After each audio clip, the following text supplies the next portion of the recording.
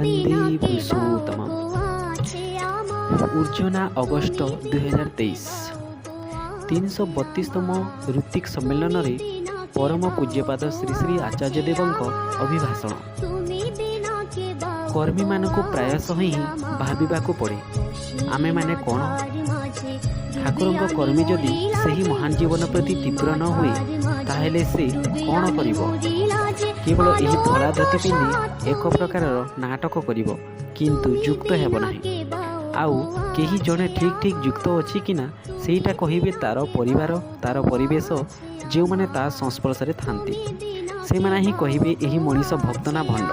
ताहेले एही पोशाकटा मोर परिचय नुहे, मोर आचरण ही मोर परिचय। केही जयगुरु कहिला एईटा किंतु तार परिचय नुहे, से केवल गोटे ध्वनि माध्यम रे जणाइला जे से ठाकुरଙ୍କ दीक्षित। ता माने एहा नुहे जे से ठाकुरଙ୍କର होई उठिछि।